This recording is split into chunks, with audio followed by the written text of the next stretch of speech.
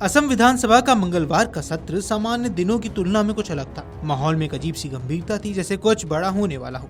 राज्य के मुख्यमंत्री हिमंत बिस्वा शर्मा सदन में खड़े हुए और उन्होंने जो कहा उसने न सिर्फ विधायकों को बल्कि पूरी असम को हिलाकर रख दिया। ये मामला था असम के सबसे लोकप्रिय और प्रिय गायकों में से एक जुबीन गर्ग की मौत का। वही जुबीन जिनकी आवाज ने असम का मान बढ़ाया, जिनके गीतों पर युवाओं ने सपने बुने और जिनकी कलात्मकता ने उन्हें हर दिल का अजीज बना दिया।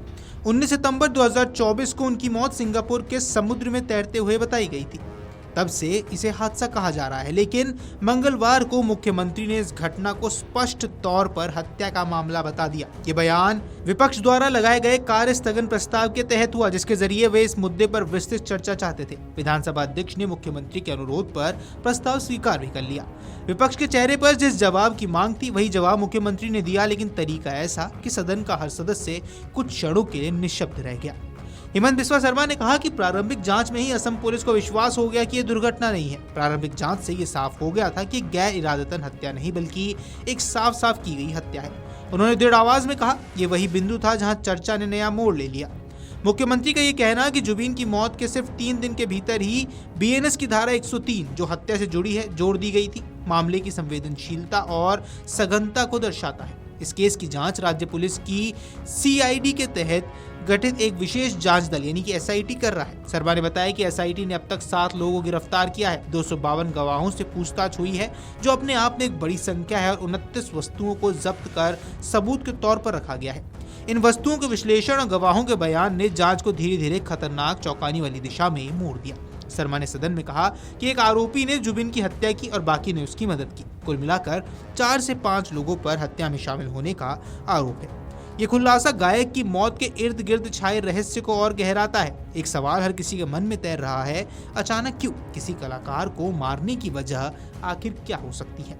मुख्यमंत्री, जो राज्य के गृह मंत्री भी है, उन्होंने कहा कि दिसंबर तक इस मामले में हत्या का आरोप पत्र यानी कि चार्जशीट दायर कर दिया जाएगा, लेकिन ये अंत नहीं होगा बल्कि शुरुआत होगी। उन्होंने स्पष्ट किया कि आरोप पत्र के बाद जांच का दायरा बढ़ाया जाएगा। इसमें लापरवाही, आपराधिक विश्वासघात और अन्य पहलुओं को भी शामिल किया जाएगा, ताकि मामले की हर कड़ी को जोड़ा जा सके और कोई पहलू छूट न जाए। शर्मा ने एक और गंभीर बात कही, एसआईटी एक ठोस आरोप पत्र दाखिल करेगी और अपराध के पीछे का जो असली मकसद है वह सामने आने पर राज्य के लोग झकझोर दिए जाएंगे। ये बयान सिर्फ शब्द नहीं था, वह उस अंधेरे का सच का संकेत था जिसे पुलिस धीरे धीरे उजागर कर रही है। जुबिन गर्ग की मौत ने असम को वैसे ही गहरे सदमे में डाल दिया था। असम के लिए जुबिन सिर्फ एक गायक नहीं थे, वे सांस्कृतिक पहचान भी थे।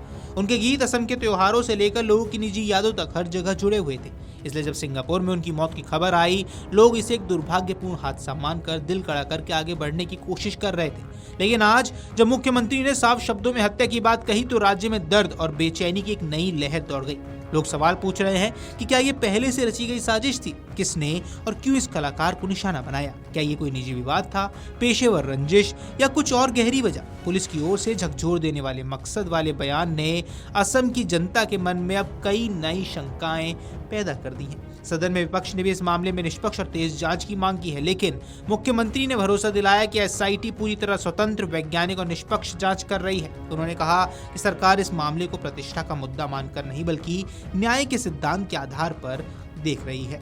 आपको बता दें, आने वाले दिनों में जैसे जैसे सच सामने आएगा, असम शायद एक बार फिर भावनाओं का झंझावत से गुजरने वाला है। लेकिन फिलहाल राज्य में एक चीज जानना चाहती है कि जुबिन गर्ग को आखिर किसने और क्यों मारा, और इस सवाल का जवाब ही इस कहानी का अंत नहीं होगा बल्कि असम के सांस्कृतिक इतिहास का एक दर्दनाक अध्याय भी लिख देगा। Video desk अमरुजाला.com।